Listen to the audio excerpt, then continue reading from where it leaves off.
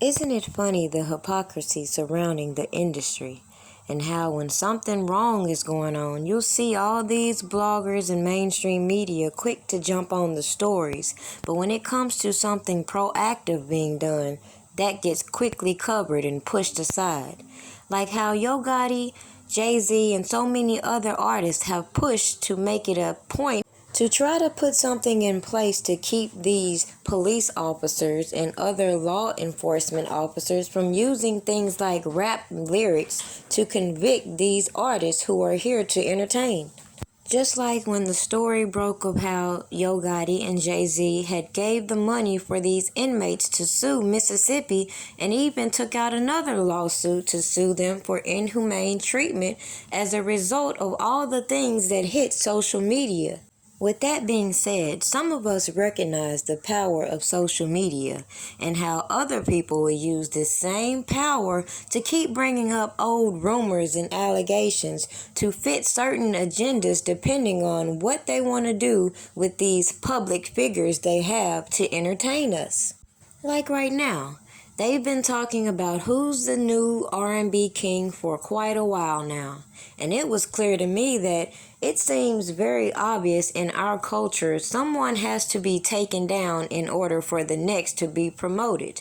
Why? I don't know. But we keep seeing the same pattern over and over, and the hypocrisy reveal itself in the whole system, considering the same things that we can point out about one individual, we can turn around and say the same things about others, and especially when we see these clout-chasing ass attorneys latching on to so-called victims and accusers who are targeting these individuals who would not be on their radar if they were regular men who didn't have a large bag attached to their name.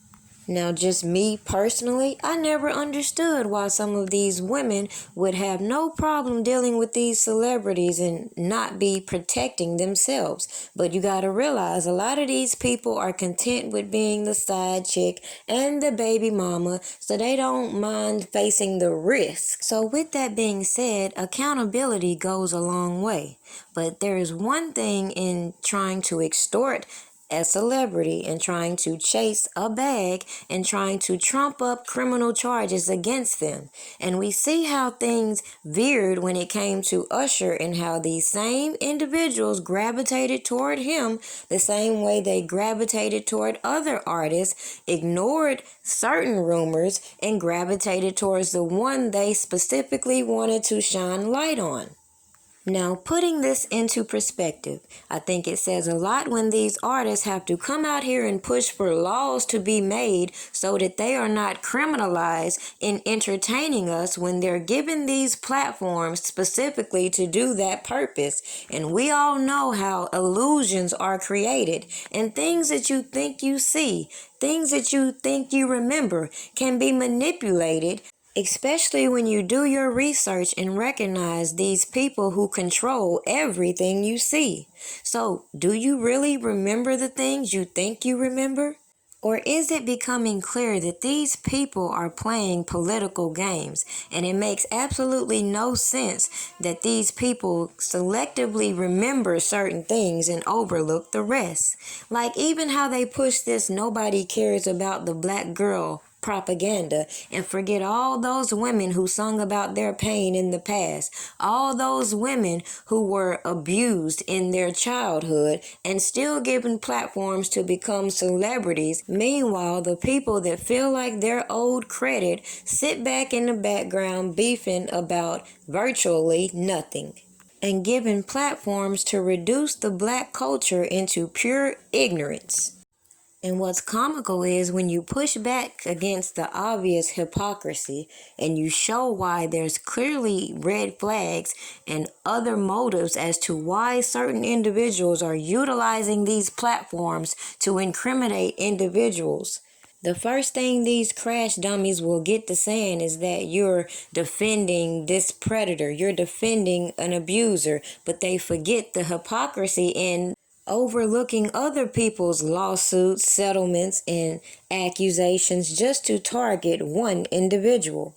But we're wrong if we say that if you really believe the things that you type and say, you would recognize there's a lot of people that should be incarcerated at this moment instead of giving these platforms to keep painting these facades. When at the end of the day, maybe if they had let the court system handle their complaints instead of relying on social media, they wouldn't have been so obvious that everything we're watching is a fraud. And clearly their attempts to latch on to other celebrities has backfired tremendously. But what if people had paid attention when we made this very clear when it came to Robert Kelly? She allegedly met R. Kelly at 13 years old, okay? So this was back, I believe, in 2001, as she stated. During the summer, she said that R. Kelly and Jay-Z were both working on the Best of Both Worlds album that actually dropped in 2002 of March. Now, I just want to let you know that her story seems to be similar to how other girls have met R. Kelly when they were allegedly underage. She claims that she was at a concert at 13 years old, at an R. Kelly concert. Back then, he talking about God knows what under the sun. She says that they met eyes, and after the concert, they exchanged numbers at an after party. And I still don't understand how she was able to get to an after party at 13 years old, okay? I have questions, and that's why I'm blasting her ass. Now, his old manager, the tour manager, Demetrius, is that he's nasty. He's never taken showers, and he doesn't even understand how women would even sleep with R. Kelly, because he will go for at least 2 weeks without taking a shower. He would be in the studio all night, okay? Then he would go play basketball, and then when he's done, he would go to sleep, or if he had a show, he would just get dressed for the show and wouldn't bathe for up to 2 weeks at a time. So he didn't even understand how women would lay down with him. Now, this story broke by Tasha K was the most double-talking bullshit I've ever heard in my life. One minute he's so busy, he's doing all this, he don't even have time to shower, but at the same time, the government trying to convince us this man is trafficking girls, even though they can't present us with how he profited during this, where is the money, and how these people that enabled him are sitting out here free and not in the same situation he's in. So it should be clear why people keep getting on these platforms name dropping, and it should be clear why some of us recognize how law enforcement officers have no problem using confidential informants to carry out their assignments in order to garner them a conviction.